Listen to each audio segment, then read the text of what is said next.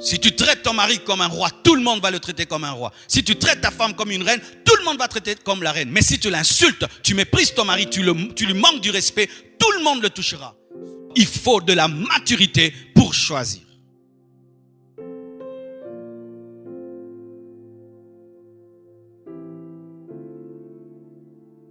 Écoutez deux versets importants sur le mariage. Hébreux 13, verset 4, la Bible dit que le mariage soit honoré de tous. Et le lit conjugal exempt de souillure. Les gens évitent des taches sur leur drap alors qu'il faut éviter l'impudicité sur le lit.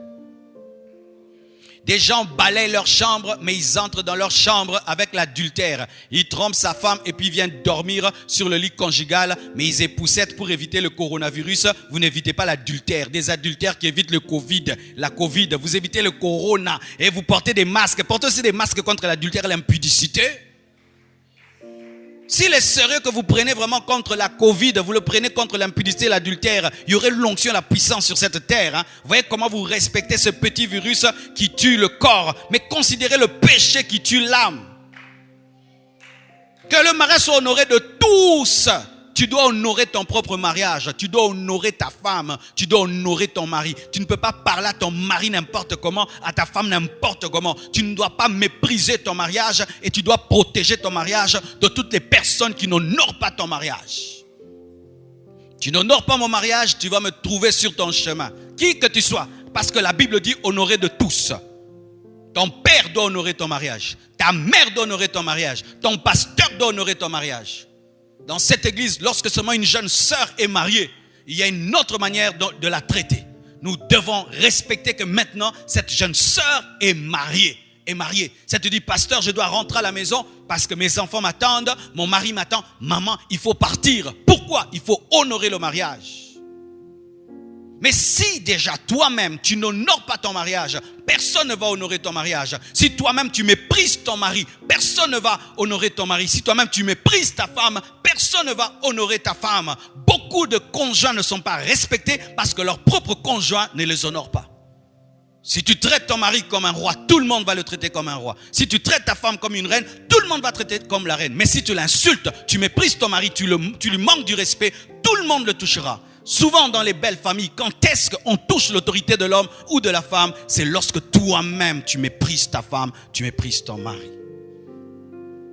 La Bible dit car Dieu jugera les impudiques et les adultères. Lorsque tu es adultère et impudique, Dieu te jugera. Même si ta femme t'a pas attrapé, même si ton mari t'a pas attrapé, tu seras jugé. Les adultères iront en enfer, les impudiques iront en enfer. Et en ce temps de la fin, il faut le dire. Mon frère, toi tu es champion quand tu trompes ta femme, tu es champion quand tu trompes ton mari. Personne ne t'attrape, tu es sans trace, sans trace. Tu laisses toujours des traces devant Dieu. Dieu jugera les adultères, Dieu jugera les impudiques. Même si la loi, aujourd'hui, on est plus dur avec l'adultère, on est plus dur avec l'impudicité. Il y a même des femmes qui comprennent l'adultère de leur mari. Tu peux me tromper, mais il faut me respecter. Tu peux me tromper, mais tu dois dormir à la maison. Tu peux me tromper, mais dans les fêtes, nous deux, des bêtises, des bêtises. Ça c'est quoi, maman? Maman, c'est quoi que vous permettez maintenant? Tu peux me tromper. Prends toutes les copines du monde, mais moi je suis la première dame. Prends toutes les petites copines du monde, mais moi c'est mon nom qui doit être sur les documents des parcelles. Vous aimez tellement les maisons et les parcelles et vous aurez le sida. Tu laisses ton mari vivre dans l'impudicité, dans l'adultère, pourvu seulement que ton nom soit sur les documents. Dieu dit qu'il jugera les adultères et les impudiques. Malachie 2, verset 16, la Bible dit « Car je hais la répudiation. Dieu a de la haine pour le divorce. » Dieu a la haine pour le divorce. Même si aujourd'hui le divorce est devenu un jeu, même dans les églises, les gens divorcent. Des chrétiens qui divorcent, des serviteurs de Dieu qui divorcent. Et on rigole. J'ai divorcé, je suis sorti de cette prison. Maintenant je refais ma vie. Dieu a de la haine pour la répudiation. Le divorce, c'est un échec. Le divorce, c'est un échec. Et échouer dans le mariage, c'est déjà échouer la moitié de sa vie. Divorcer, c'est déjà rater le 50% de sa vie. Même si tu continues à avoir de l'argent, tu continues à avoir le succès, tu as raté 50%. Dieu a la haine du divorce. dit l'Éternel, le Dieu d'Israël, et celui qui couvre de violence son vêtement, dit l'Éternel des armées. Dieu a la haine. Lorsque tu penseras un jour divorcer, vois le visage de Dieu en colère. Lorsqu'un jour une pensée de divorce viendra en toi, vois Dieu. Il n'est pas dans la joie. Il n'est pas en train de te délivrer d'un mauvais mari, d'une mauvaise femme. Il est en colère. Pourquoi? Tu lui avais fait un vœu. Il ne t'avait pas obligé d'épouser cette femme. Il ne t'avait pas obligé d'épouser cet homme. C'est toi-même. C'est toi-même qui l'a amené. Et puis demain, Seigneur, je n'en veux plus. Dieu ne t'a pas obligé. Personne ne t'a amené ici, devant, lié, ligoté, enchaîné. Et qu'est-ce qui arrive? Vous vous engagez librement tout seul. Et lorsque vous voulez divorcer, les serviteurs de Dieu s'opposent à vous. Nous devenons vos ennemis. C'est toi qui nous as présenté cette femme. Et maintenant, nous nous opposons à ton divorce. Tu es en colère contre nous. Aujourd'hui, des divorcés qui culpabilisent les gens qui les ramènent sur le chemin, voulant même qu'on change la parole de Dieu. Tu ne peux divorcer que pour raison d'adultère. Et si tu es incapable de pardonner, mais tu peux pardonner. Et les femmes d'ailleurs pardonnent l'adultère et nous devons acclamer pour elles. Tu ne peux divorcer que si ta vie est en danger. L'autre veut te tuer, pas en pensée. Il y a vraiment des preuves qui veut t'éliminer. Là, tu en sors pour sauver ta vie. Tu ne peux divorcer que si l'autre ne supporte pas ta foi. Il te quitte et il se marie. Et tu es libre, dit la parole de Dieu. Mais dire que non, je ne le sens plus, depuis que je l'ai épousé, ma vie ne va plus bien, depuis que je l'ai épousé, tout est bloqué, son caractère, son comportement, ma famille ne l'aime pas, tout. Non, tu restes avec ta femme, tu restes avec ton mari. Pourquoi le mariage n'est pas un jeu? Parce qu'il engendre des droits, mais aussi des devoirs et des responsabilités. 1 Timothée 5, verset 8 nous donne l'un des versets les plus sérieux de la Bible. Si quelqu'un n'a pas soin des siens, et principalement de ceux de sa famille, il a renié la foi et il est pire qu'un infidèle. Je répète, si quelqu'un ne prend pas soin de ses enfants, de sa femme, de son mari, il a renié la foi et il est pire qu'un païen. Lorsque tu te maries, il y a des responsabilités. Tu dois prendre soin de tes enfants. Tu dois prendre soin de ta femme. Tu dois la vêtir, tu dois la nourrir. Tu dois payer le loyer. Tu dois les envoyer à l'école. Tu dois prendre soin d'eux. Tu dois te soucier d'eux. Tu dois te sacrifier. Toi qui es égoïste, tu ne prends soin de personne. Toute ta vie, c'est toi. Et c'est toi. T'habiller toi, te nourrir toi. Quand tu te maries, avant de manger, ta femme doit manger. Avant de t'habiller, tes enfants doivent s'habiller. Avant de porter des belles choses, tes enfants doivent les porter. C'est quand vous voyez un homme, il quitte la maison, il ne laisse rien, mais il va manger dans un restaurant à côté du travail. Il est habillé très cher, sa femme est en néant. Habillé très cher, belle voiture, ses enfants vont à pied. Pire qu'un infidèle, un païen, un irresponsable. Tu as des voitures, tes enfants vont à pied. Tu as des voitures, ta femme marche à pied. Tu es bien habillé, bien parfumé, des beaux téléphones. Mais regarde le téléphone de ta femme. Regarde les habits de tes enfants. Tu manges dans des hôtels très chers et tu laisses le pondou et le riz à la maison. Un irresponsable. Et de telles personnes commencent à être pareilles avant le mariage. Avant le mariage. On discerne l'égoïsme d'un homme avant le mariage. Dans des toutes petites choses. Toutes petites choses. On vous sert à manger, il n'y en a pas beaucoup. Lui, il mange plus que toi. Et go. C'est un égoïste. Un vrai homme te dira, mange. Moi, je bois seulement de l'eau. J'aime bien ces garçons qui vont dans un restaurant. Il sent que la fiancée a faim, mais il n'a pas beaucoup de moyens. Il lui dit de manger. Lui, pendant qu'elle mange, lui boit seulement du sucré en se nourrissant de l'odeur. Alléluia. Ça, c'est un homme. Ça, c'est un homme. C'est un homme. Vous entrez dans un bus, il n'y a pas assez de place, il accepte d'être debout, que toi, tu sois assise. Ça, ce serait un homme. Alléluia. Vous vous promenez, un pauvre demande, il s'arrête, il lui donne un 500 francs. cet homme a de la compassion. Il a le souci des autres. S'il peut avoir le souci de quelqu'un qui n'a pas enfanté, il aura le souci de ses propres enfants. Alléluia. Des petits détails que souvent vous ne regardez pas. Mais ce sont ces détails qui grandissent dans le mariage. Lorsque tu prends soin de tout le monde et tu ne prends pas soin de ta femme, tu ne prends pas soin de ton mari, tu ne prends pas soin de tes enfants, tu es pire qu'un infidèle. Tu as renié la foi. Le mariage engendre des devoirs. Des devoirs. Un marié, tu ne peux pas dormir toute la journée parce que tu dois nourrir ta femme, tu dois nourrir tes enfants, tu dois sortir. Un marié n'est jamais orgueilleux. Un homme marié, mais il est orgueilleux, il ne peut pas chercher le travail, de petits travail. Un père de famille ne dit jamais un petit travail. Tout ce qui peut nourrir ses enfants est un travail. Est un travail. Alors lorsque tu veux te marier, et tu dis bien cela, si tu es lié à tes parents qui te payent l'eau et l'électricité, tu n'es pas encore prêt. Quelqu'un qui est prêt à se marier, il va assumer ses propres responsabilités. Payer lui-même l'eau, l'électricité, s'habiller lui-même. Car beaucoup des fils de papa n'arrivent pas à se marier parce qu'ils ont peur d'assumer des responsabilités. Ils veulent le plaisir qu'amène le mariage, mais ils n'aiment pas payer la maison. Ils veulent le plaisir qu'amène le mariage, mais ils ne veulent pas vêtir la femme. Ils veulent le plaisir qu'amène le mariage, mais ils ne veulent pas se soumettre à un homme et à demander la permission à un homme, mais ils veulent le plaisir qu'amène le mariage. Il n'y a pas de rose sans épines. Il n'y a pas de mariage sans responsabilité. Et il n'y a pas de droit sans devoir. Et d'ailleurs, ce sont les devoirs qui donnent des droits. Ce sont les devoirs qui donnent les droits. Un homme qui est fidèle à ses devoirs aura des droits. Une femme qui obéit à ses devoirs aura des droits. Mais lorsque vous voulez seulement avoir des droits sans avoir des devoirs, vous n'aurez pas de droits car ce sont les devoirs qui donnent les droits. La personne qui travaille la plus, c'est elle qui a beaucoup de droits. Ainsi, si vous refusez le travail, vous n'aurez pas le salaire comme celui qui refuse les devoirs n'aura pas les droits.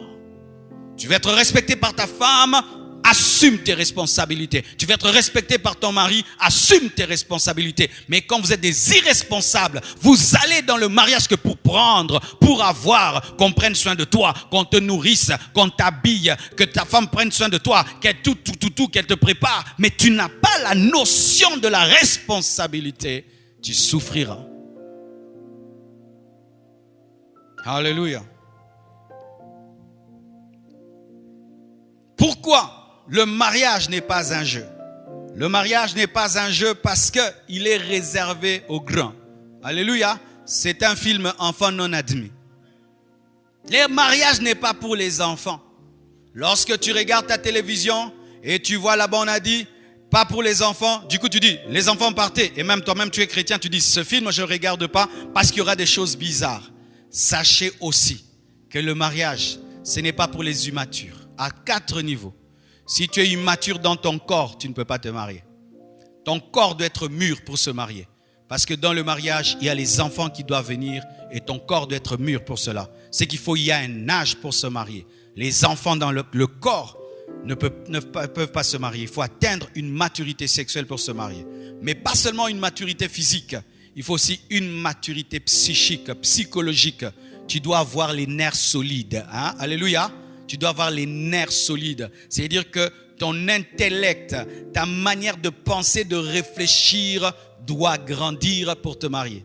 Tu dois aussi avoir la maturité spirituelle parce qu'il faut la sagesse de Dieu pour gérer une femme, gérer un homme, gérer des enfants, gérer un foyer. Si tu n'as pas la maturité spirituelle, tu détruiras de tes propres mains ton mariage comme un insensé. Et il faut avoir la maturité sociale, financière, c'est-à-dire que tu dois être indépendant de tes parents, indépendant de tes amis, indépendant de tes relations sur le plan financier et matériel pour te marier. Tant que tu es dépendant financièrement, dépendant matériellement de qui que ce soit, tu ne peux pas te marier parce que ce sera le mariage de ton père, le mariage de tes amis. Ce ne sera pas ton mariage. Chaque fois que tu auras des problèmes financiers, tu vas courir vers ton père, courir vers tes amis et ce sont eux qui vont porter ta responsabilité. C'est pourquoi, remarquez, Jésus-Christ pouvait commencer son ministère à l'âge de 12 ans. Il a commencé son ministère à l'âge de 30 ans et c'est et à 33 ans qu'il a donné la dot. Alléluia. C'est à 33 ans que Jésus-Christ a donné la dot pour épouser l'église. C'était immature.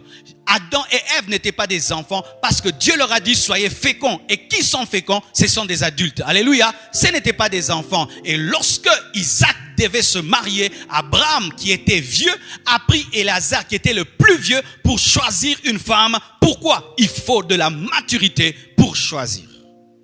Le mariage n'est pas pour les enfants. Tu peux avoir la maturité physique, mais spirituellement tu es immature, ne te marie pas. Tu peux avoir la maturité physique, mais psychiquement tu es un enfant, ne te marie pas. Tu peux avoir la maturité spirituelle, mais financièrement tu n'es pas autonome, ne te marie pas. Ce n'est pas parce que tu parles en langue, que tu connais la parole, les écritures, que tu dois te marier, parce qu'il faut payer l'eau, l'électricité. Ce n'est pas avec des feuilles de la Bible, mais c'est avec un salaire. Lorsque ces maturités ne sont pas mises ensemble, il y a toujours un déséquilibre. Il faudrait que ton corps soit mûr. Il faudrait que ton psychique soit mûr. Il faudrait que ton esprit soit mûr. Il faudrait que socialement tu sois indépendant. Je ne parle pas d'être riche. Non, je ne parle pas d'être riche. Souvent les gens me comprennent mal. Moi-même, je ne me suis pas marié en étant riche. J'avais le strict minimum pour payer ma maison, manger, payer l'eau et l'électricité. Je n'étais pas riche. Je ne peux pas dire qu'il faut être riche pour se marier, mais il faut être indépendant. Alléluia. Être indépendant. Capable toi-même de te nourrir au moins une fois par jour. Capable toi-même de t'amener à l'hôpital. Capable toi-même de régler tes problèmes financiers. Sinon, tu vas devenir un mendiant dans le mariage.